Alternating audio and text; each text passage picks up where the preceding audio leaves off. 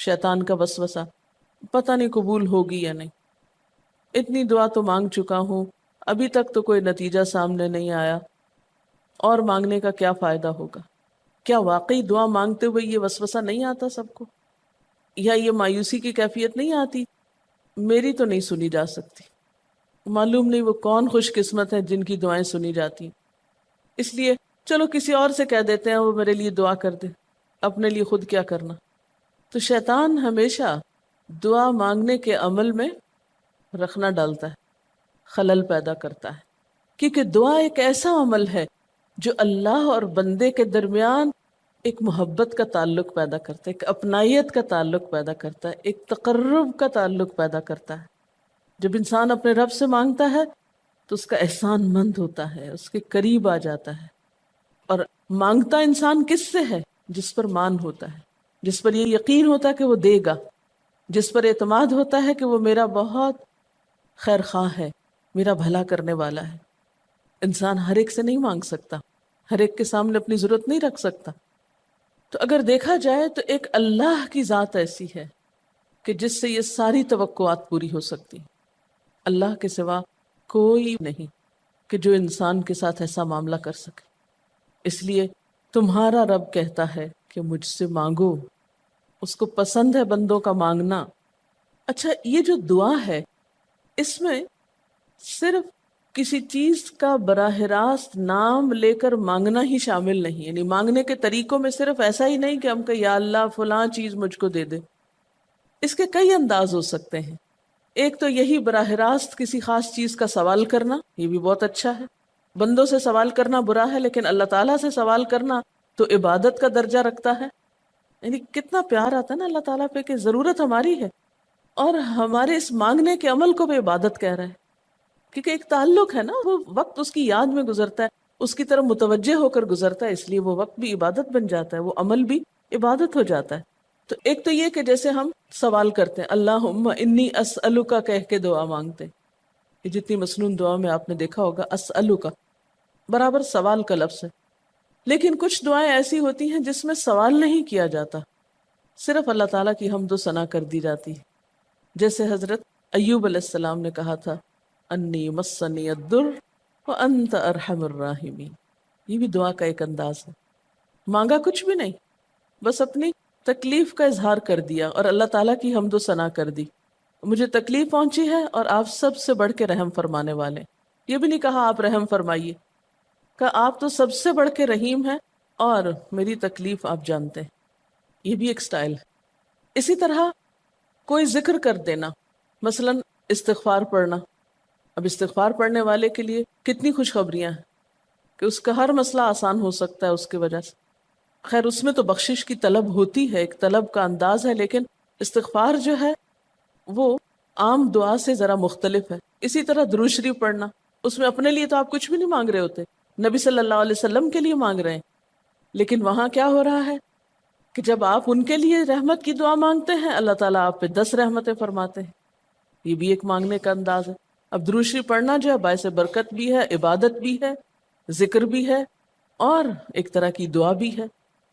اسی طرح بعض اذکار کے آپ نے کتنے فائدے دیکھیں، صبح شام کی دعاؤں میں آپ دیکھیے، آپ پڑھتے ہیں بسم اللہ الذی لا یضر مع اسمہ شیء فی الارض ولا فی السماء وہو السمیع العلیم۔ یہ صرف ذکر ہے، اس میں آپ مانگ تو کچھ نہیں رہے، لیکن کتنی فضیلت ہے اس کی کہ جو شخص یہ دعا پڑھے گا اس کو کوئی چیز نقصان نہیں دے گی۔ اس میں آپ یہ نہیں کہہ رہے کہ یا اللہ میں تجھ سے سوال کرتا ہوں کہ ہر نقصان دہ چیز کو مجھ سے دور کر دے، نہیں۔ پھر اسی طرح اللہ تعالیٰ کی حمد و ثنا کے جو کلمات ہیں، مثلا لا الہ الا اللہ وحدہ لا شریک لہ لہ الملک ولہ الحمد وہو علی کل شیء قدیر۔ عرفات کی حدیث میں آتا ہے کہ آپ نے فرمایا کہ عرفات میں میری دعا اور مجھ سے پہلے انبیاء کی دعا یہ کلمہ ہے، یہ لا الہ الا اللہ۔ اب اگر دیکھا جائے تو اس میں تو کوئی دعا کی بات نہیں، یہ تو صرف اللہ کا ذکر ہے۔ تو یہ بھی مانگنے کا ایک طریقہ ہے، ہم مانگے کچھ نہیں، بس صرف ذکر کرتے رہیں اس کا بیٹھ کے۔ اسی طرح آپ دیکھتے ہیں کہ طواف کے دوران آپ کیا پڑھتے تھے، سبحان اللہ والحمد للہ ولا الہ الا اللہ واللہ اکبر۔ اب یہ دعا تو نہیں، یہ تو ذکر ہے اللہ کا۔ تو اللہ تعالیٰ کا ذکر کرنا، اس کی کتاب کی تلاوت کرنا، اس کو پڑھنا، علم حاصل کرنا، یہ ایسے اعمال ہیں کہ جن میں مشغول ہو کر انسان کے لیے کائنات کی ہر چیز دعائیں کرنے لگتی، طالب علم کے لیے بہت سی مخلوق دعائیں کرتی. آپ مشغول ہو گئے کسی اور کام میں، خدمت خلق میں یا علم حاصل کرنے میں، اور اللہ تعالیٰ کی مخلوق شروع ہو گئی آپ کے لیے دعائیں کرنا. عرش والے فرشتے آپ کے لیے دعائیں کرنے لگتے ہیں اگر آپ ایمان لا کر اچھے کام شروع کر دیں. تو اللہ سے مانگنے کے مختلف انداز ہیں، ڈائریکٹ مانگنا بھی اور مختلف عبادات کرنا بھی. اسی طرح وَاسْتَعِینُوا بِالصَّبْرِ وَالصَّلَاةِ، مدد مانگو صبر اور نماز سے. ٹھیک ہے، نماز میں انسان بہت سی دعائیں پڑھتا ہے، لیکن اگر مشکل وقت میں انسان صبر کے ساتھ نفل پڑھ کے اللہ تعالیٰ کا ذکر کرے اور اس کو سمجھ نہ بھی آئے کہ کیا دعا مانگو، کیونکہ بعض پریشانیاں ایسی ہوتی ہیں کہ انسان منہ سے کچھ نکال بھی نہیں سکتا، تو یہ نماز بھی کافی ہو جائے گی. وَقَالَ رَبُّكُمُ ادْعُونِي، اور تمہارا رب کہتا ہے مجھے پکارو. اور پکارنے کے کئی انداز ہیں. دل ہی دل میں پکارنا بھی آتا ہے، چپ کے پکارنا بھی آتا ہے، اونچی آواز سے پکارنا بھی آتا ہے، اکیلے پکارنا بھی آتا ہے، سب کے ساتھ مل کے دعا کرنا بھی آتا ہے. کوئی دعا مانگ رہا ہو تو آمین کہنے سے بھی بات بن جاتی. مجھے یاد ہے کہ ایک دفعہ میں عمرے پر گئی اور طواف کے بعد جہاں میں نفل پڑھ رہی تھی، تو نفل کے بعد میں نے سوچا کہ میں اپنی دعا کرتی ہوں. اتنے میں ایک شخص عربی میں کوئی دعا مانگ رہا تھا. اتنی خوبصورت دعا تھی کہ میں نے ایسی دعا کسی سے نہیں کبھی سنی، اور میں نے صرف آمین کہنا شروع کر دیا. میں نے کہا یا اللہ، میری تو نہ زبان میں اتنی بلاغت و فصاحت ہے، نہ مجھے اتنی باتیں آتی ہیں، مجھے تو مانگنا بھی نہیں آتا، تو جو کچھ یہ مانگ رہا ہے مجھے بھی یہی دے دے. میں نے صرف آمین آمین آمین کہنا شروع کر دیا. یہ کتنا بڑا اس کا احسان ہے کہ ہم آمین کہہ کے بھی شامل ہو جاتے ہیں دوسروں کی دعاؤں میں. تو اسی لیے دعا کو عبادت کا نچوڑ کہا گیا، کریم، خلاصہ، ساری عبادت کا اوپر کا حصہ. اور ویسے بھی اگر دیکھا جائے تو ہر نماز میں بہت سی دعائیں ہیں. ہر موقع کی اللہ کے رسول صلی اللہ علیہ وسلم نے مختلف طرح کی ہمیں دعائیں سکھائی ہیں. سویرے جو آنکھ کھلتی ہے، سویرے کے اگر آدھی رات کو بھی کھلتی ہے، اس کی بھی دعا ہے. اس وقت سے لے کر کوئی کام ایسا نہیں دین کا یا دنیا کا، اچھا یا برا، جس کے لیے کوئی نہ کوئی دعا نہ موجود ہو. یعنی اتنا خوبصورت عمل ہے دعا مانگنا کہ جس کے لیے کسی خاص چیز کی قید بھی نہیں کہ کہیں بند کے بیٹھو تو ہی مانگو، کہیں پہنچو تو مانگو. نہیں، کہیں بھی مانگو، دن کو مانگو یا رات کو مانگو، کھڑے ہو کے مانگو یا بیٹھ کے مانگو، چلتے پھرتے مانگو یا چپ کے مانگو، منہ سے بولو بھی نہیں اور دل ہی دل میں مانگو تو بھی وہ سن لیتا ہے. کسی بھی طرح مانگ سکتے ہو، کہیں بھی مانگ سکتے، کچھ بھی مانگ سکتے ہو. اس لیے وقال ربکم ادعونی استجب لکم، تمہارا رب کہتا ہے مجھ سے مانگو، میں تمہاری دعا قبول کروں گا. اور آپ کو پتہ ہے کہ ربکم یہ صرف مسلمانوں کا رب نہیں، رب تو ساری مخلوق کا ہے. کافر کا رب بھی وہی ہے، خواہ وہ مانے یا نہ مانے. اس لیے قبولیت دعا کے لیے مسلمان ہونا بھی شرط نہیں. اگر کوئی کافر بھی اللہ کو پکارتا ہے، اپنے رب کو پکارتا ہے، تو وہ اس کی بھی سنتا ہے. اور خصوصاً اگر وہ مظلوم ہو، کسی نے اس پہ ظلم کیا ہو، تو وہ فریاد فوراً اوپر پہنچتی ہے، خواہ وہ مسلمان نہ بھی ہو. اس لیے یہ جو دعائیں ہیں یہ آپ سب کو بتا سکتے ہیں، مسلم نان مسلم سب کو سکھا سکتے ہیں، تاکہ وہ اپنے رب کو پکارے اور رب ان کو ہدایت دے. اور پھر آپ دیکھیں گے کہ دعا کے ذریعے جو اللہ تعالیٰ پر اعتماد بیٹھتا ہے، اور اگر وہ خصوصاً یہ کہ جلدی قبول ہو جائے، تو اس وقت جو ایک خصوصی شکر کی کیفیت آتی ہے. لیکن یہ کہ مایوس نہیں ہونا. بات میں یہ کر رہی تھی کہ اس کے لیے کوئی شرط نہیں کہ کوئی شخص بہت نیک مسلمان ہو یا بہت اچھا مسلمان ہو، وہ تو گناہ گاروں کی بھی سنتا ہے. اس لیے بعض اوقات لوگ جب مایوس ہونے لگتے ہیں نا کہ ہم تو بہت گناہ گار ہیں، ہماری نہیں سنی جائے گی، تو انہیں مایوس نہیں ہونا چاہیے. مایوس ہو کے کہاں جائیں گے سننے؟ کس سے مانگنے جائیں گے؟ ان کو بھی پکارنا چاہیے، خواہ کوئی کیسے بھی گناہ میں ڈوبا ہوا، کیسی بھی حالت میں ہو، اور اس کے لیے بھی مانگنا چاہیے. حتیٰ کہ کافر جب تک زندہ ہے، اس کی صحت کے لیے، اس کی ہدایت کے لیے، اس کی خیرخواہی بھلائی کے لیے بھی آپ خوب دعائیں مانگ سکتے ہیں. آپ صلی اللہ علیہ وسلم ابو جہل کے لیے بھی دعا کرتے تھے، یا حضرت عمر کے لیے کہتے تھے کہ ان دونوں میں سے کسی ایک کو تو ضروری ہدایت دے. تو دعا ہر حال میں فائدہ دیتی ہے. ان مصیبتوں میں بھی فائدہ دیتی ہے جو اتر چکی ہیں، ان میں بھی دیتی ہے جو نہیں اتری. دعا تو ابلیس کی بھی قبول ہوئی تھی. اس نے قیامت تک زندگی کی دعا مانگی تھی، اس کی بھی قبول کر لی گئی. اس نے کہا تھا قال انظرنی الی یوم یبعثون، قیامت تک کے لیے مجھے مہلت دے کہ میں انسانوں کو بھٹکا سکوں. تو اللہ تعالیٰ نے کہا جاؤ، تمہیں مہلت دی گئی. اس لیے یہ خیال تو اپنے دل سے سب نکال دیں کہ ہماری دعا نہیں قبول ہوتی. سب کی ہو سکتی، شرط یہ ہے کہ آپ واقعی دعا مانگ رہے ہوں. ہاں، جو غافل دل سے مانگے اس کی نہیں قبول ہوتی، کیونکہ وہ مانگ نہیں رہا، وہ تو بس صرف ایک فرض پورا کر رہا ہے. وہ بظاہر دیکھنے میں مانگنے کا عمل نظر آ رہا ہے لیکن حقیقت میں مانگ نہیں رہا. تو حدیث میں آتا ہے کہ اللہ تعالیٰ غافل دل کی دعا نہیں قبول کرتا. بس کچھ ادب یہ ضرور سکھائے گئے کہ انسان قطع رحمی کی دعا نہ کرے، گناہ کی دعا نہ کرے، غلط کاموں کی دعا نہ کرے، اور پھر ساتھ یہ کہ دعا کرنے کے بعد مایوس نہ ہو، دعا میں جلد بازی نہ کرے، کیونکہ اللہ تعالیٰ نے قبولیت دعا کا وعدہ کر رکھا ہے. استجب لکم، میں قبول کروں گا تمہاری دعائیں. ہاں، یہ ضرور ہے کہ قبولیت کی شکلیں مختلف ہوتی ہیں. بعض اوقات تو انسان کو بالکل وہی مل جاتا ہے جو وہ چاہتا ہے، بعض اوقات وہ نہیں ملتا جو وہ چاہتا ہے، بلکہ وہ دے دیا جاتا ہے جو اس کو زیادہ ضرورت ہوتا ہے. یعنی ہمارا تو علم اتنا محدود ہے نا، ہم ایک چیز مانگ رہے ہوتے ہیں جو ہمارے حق میں کوئی زیادہ اچھی نہیں ہوتی. اللہ تعالیٰ ہمارے لیے ہم سے بڑھ کر مہربان ہے، وہ ہمیں وہ نہیں دیتا بلکہ وہ دیتا ہے جو ہمیں اس سے زیادہ فائدہ دے سکتا ہے.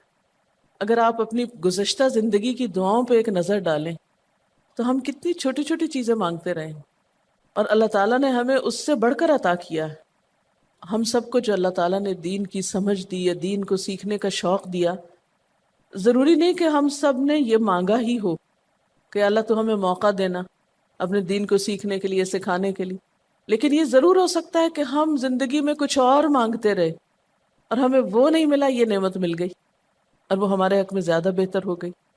اور یہ ہو سکتا تھا کہ ہمیں وہ چیز مل جاتی اور آج ہم اس چھوٹی سی چیز کو لے کر اس کا شوق بھی پورا کر چکے ہوتے، اس کی ساری اٹریکشن ختم ہو چکی ہوتی، کیونکہ دنیا کی کوئی چیز ایسی نہیں جس کی اٹریکشن ختم نہ ہو جائے یا جس کی ویلیو گھٹ نہ جائے، جو پرانی نہ ہو جائے. لیکن قرآن کا علم ایک ایسا علم ہے جو ہر دم نیا لگتا ہے، ہر دم زندگی دیتا ہے، خوشی دیتا ہے، سکون دیتا ہے، ایک راحت ملتی ہے. یہ پرانا نہیں ہوتا. پھر اسی طرح یہ بھی ہوتا ہے کہ بعض اوقات انسان کی کوئی آفت ٹال دی جاتی. آپ مانگ رہے ہیں رزق، تو وہ رزق میں برکت تو نہیں ہوتی مثلا، لیکن کوئی بیماری آپ سے ٹال دی جاتی کہ خدا نہ خواستہ آپ کو اگر مال مل بھی جائے اور ایسی بیماری لگ جائے کہ سارا مال اس میں ڈوب جائے، تو مال بھی گیا اور تکلیف الگ. تو اللہ تعالیٰ اپنی رحمت سے آپ کو زیادہ مال تو نہیں دیتے، مگر وہ بہت بڑی بلا سے محفوظ رکھتے ہیں، کسی حادثے سے بچا لیتے ہیں، کسی ایسی پریشانی سے بچا لیتے ہیں کہ جس میں آپ کا سب کچھ ہی کھپ جاتا. کیونکہ ہمارے پاس کوئی رائٹ تو نہیں ہے، ہم کو ڈیزرو تو نہیں کرتے کہ ہر وقت ہم امن و امان میں رہیں. ہمارے اپنے گناہوں کی بدولت، کئی بیرونی اسباب کی بدولت کوئی مشکل، کوئی حادثہ، کوئی مصیبت کسی بھی وقت آ سکتی جو دنیا میں مختلف لوگوں پر آتی رہتی. ہم ہر امن ڈیزرو تھوڑی کرتے ہیں، یہ تو اللہ کی عنایت اور رحمت اور نعمت ہے کہ وہ جو ہمیں دیے ہوئے یہ. اور یہ عین ممکن ہے کہ ہم کوئی اور دعا مانگتے ہوں اور اللہ تعالیٰ اس کی بجائے ہمیں عافیت میں رکھے ہوئے ہو، ایک پرسکون زندگی دیے ہوئے ہیں ہمیں، کہ ہمارے ہاتھ پاؤں سلامت ہیں، ہم بول سکتے ہیں، ہم دیکھ سکتے ہیں، ہم کھا پی سکتے ہیں، ہم چل پھر سکتے ہیں، ہم کسی کے محتاج نہیں ہیں. کتنا بڑا احسان ہے اس کا.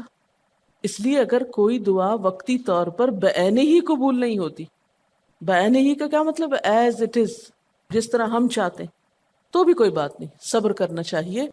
لیکن یہ نہیں سوچنا چاہیے کہ نہیں اللہ تعالیٰ دعا نہیں سنتا. ایک اور جگہ پر بھی فرمایا وَإِذَا سَأَلَكَ عِبَادِي عَنِّي فَإِنِّي قَرِيبٌ أُجِيبُ دَعْوَةَ الدَّاعِ إِذَا دَعَانِ فَلْيَسْتَجِيبُوا لِي وَلْيُؤْمِنُوا بِي لَعَلَّهُمْ يَرْشُدُونَ. جب میرے بندے آپ سے میرے بارے میں سوال کریں تو آپ بتا دیجئے کہ میں قریب ہوں، بہت قریب ہوں. اجیب دعوت الداعی، میں پکارنے والے کی پکار کا جواب دیتا ہوں. استجب لکم، قبول کرتا ہوں. یہ ایسے دل کے بہلانے کے لیے نہیں کہا گیا، یہ حقیقت ہے، یہ سچ ہے، اس پر ہمارا ایمان اور یقین ہونا چاہیے پختہ، اور اس کو چھوڑ کر اوروں کے پاس نہیں جانا چاہیے، کسی اور سے نہیں مانگنا چاہیے، صرف اسی سے مانگنا چاہیے، کیونکہ یہ عبادت بھی ہے اور پھر وہ ہر چیز دینے کے قابل بھی ہے، اس کی قدرت، اس کا علم، اس کی رحمت ہر چیز پہ چھائی ہوئی ہے، اس لیے اس سے مانگتے چلے جاؤ، اور پھر کبھی ایک انداز سے، کبھی دوسرے انداز سے، کبھی تیسرے انداز سے، لیکن اس سے ہمیشہ اچھی امید رکھو، لا تقنطوا من رحمت اللہ۔ لیکن اس کے ساتھ ساتھ ہمیں کچھ فارمل آداب بھی سکھائے گئے ہیں، ایٹ ٹائمز ان کا بھی لحاظ رکھنا چاہیے، یعنی ہر وقت دعا مانگنے کے لیے فارمل انداز اختیار کرنے کی ضرورت نہیں ہے۔ مثلا صبح شام کے اذکار ہیں، چلتے پھرتے آپ پڑھ سکتے ہیں، اب مثلا باتھ روم میں داخل ہونے کی دعا ہے تو اب آپ پہلے سے تسبیح اور درود شریف تو نہیں اس کے پڑھیں گے، یا نکل کے وہ ساری فارمیلٹیز تو نہیں پوری کریں گے جو دعا کے اول آخر کی جاتی ہیں عموماً جو فارمل دعا مانگی جاتی۔ تو ایٹ ٹائمز آپ بس ڈائریکٹ دعا مانگ لیں، ایٹ ٹائمز آپ پوری فارمیلٹیز کے ساتھ مانگ لیں، اور اس میں آپ دیکھیے کہ فارمل دعا مانگنے کا طریقہ کیا ہے کہ اللہ تعالیٰ کی حمد و ثنا سے شروع کیا جائے، نبی صلی اللہ علیہ وسلم پر درود بھیجا جائے، پھر اسی طرح یہ ہے کہ دعا میں عاجزی ہونی چاہیے، مانگنے کا انداز غالب ہونا چاہیے، شعر کے انداز میں یا چیخ چلا کے دعا نہیں مانگنی چاہیے، یا تقریر کے انداز میں دعا نہیں مانگنی چاہیے، امید اور خوف کے درمیان اعتدال کے ساتھ، پھر اسی طرح یہ کہ دعا میں مبالغہ آرائی نہیں کرنی چاہیے، پھر اسی طرح کچھ چیزیں ایسی ہیں کہ جن کا اگر اہتمام کبھی ہو سکے، کبھی کبھار تو بہت اچھا ہے، اور خصوصی جو قبولیت کے اوقات ہیں ان کا لحاظ رکھتے ہوئے ان مواقع سے فائدہ اٹھانا چاہیے، مثلا رات کے تیسرے حصے میں یعنی سحر کے وقت، پھر اسی طرح اذان اور اقامت کے درمیان، صف میں کھڑے ہو کر، صدقہ کرنے کے بعد، کوئی بھی نیکی کا کام کرنے کے بعد، عصر کی آخری گھڑی میں، جمعے کے دن ایک خاص گھڑی میں، سجدے میں دعا، رات کو آنکھ کھل جانے پہ دعا، امر بالمعروف اور نہی عن المنکر کے بعد دعا، تلاوت قرآن کے بعد دعا، عرفہ کے دن کی دعا، رمضان کے مہینے میں خصوصاً روزہ افطار کرتے وقت دعا، پھر عادل امام کی دعا، مسافر کی دعا، بارش کے وقت کی جانے والی دعا، یہ خاص قبولیت کے اوقات اور اسباب ہیں، پھر التحیات اور درود شریف کے بعد کی جو دعا ہے جو ہم بیٹھ کے نماز کے آخر میں پڑھتے ہیں، یہ بھی صرف رب جعلنی تک ہی نہیں بلکہ اس سے زیادہ دعائیں بھی ہیں۔ پھر اسی طرح جب اللہ تعالیٰ پر بہت پیار آ رہا ہو، بہت دل اس کی طرف متوجہ ہو، کیونکہ اللہ تعالیٰ غافل دل کی دعا نہیں سنتے، تو جب دل بہت متوجہ ہو تو فوراً دعا کے بھی فائدہ اٹھا لیں۔ اسی طرح اضطراری کیفیت میں، بہت بے چینی کے وقت، جب کچھ سمجھ میں نہ آ رہا ہو، بیماری کے وقت، پھر اسی طرح سفر کے وقت، پھر اولاد کی دعا ماں باپ کے لیے، ماں باپ کی دعا اولاد کے لیے، استاد کی دعا شاگردوں کے لیے، شاگردوں کی دعا استاد کے لیے، اور جب دعا مانگے تو انداز کیا ربنا اغفر لی ولوالدی وللمؤمنین، اپنی ذات سے شروع کر کے والدین یا قریبی لوگوں کے بعد پھر سب کے لیے عام دعا، پھر اسی طرح وضو کے بعد کی دعا، کعبہ کو دیکھتے وقت جب پہلی نظر سے دیکھیں، پھر حتیم کے اندر، پھر سعی اور طواف کرتے وقت دعائیں پڑھنا، پھر مزدلفہ میں۔ لیکن یاد رکھیے کہ ان قبولیت کے خاص مواقع اور مقامات کے علاوہ دعا تو کسی بھی وقت کی جا سکتی اور کوئی بھی گھڑی قبولیت کی گھڑی ہو سکتی، اس لیے ہمیشہ دعا مانگتے وقت یہ یقین رکھیں کہ اللہ تعالیٰ قبول کرے گا، مایوسی کے ساتھ دعا نہ ہو، کیونکہ جتنی ہماری دعا کے اندر یقین کی کیفیت ہوگی اتنا ہی انشاءاللہ قبولیت کے چانسز زیادہ ہوں گے۔ یعنی عزم کے ساتھ دعا مانگنی چاہیے، یہ نہیں کہنا چاہیے یا اللہ تو چاہے تو قبول کر، نہیں چاہتا تو نہ کر، یہ نہیں کہنا چاہیے کبھی بھی، نہیں یا اللہ تو کر سکتا ہے تو قبول فرما۔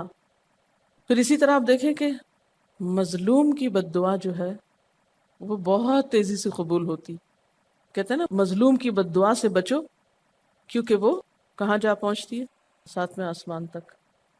اور پھر آپ دیکھیے کہ نبی صلی اللہ علیہ وسلم نے فرمایا لا يرد القضاء الا الدعاء، قضاء کو کوئی چیز نہیں ٹال سکتی مگر دعا، یعنی تقدیر بھی بدل دیتی۔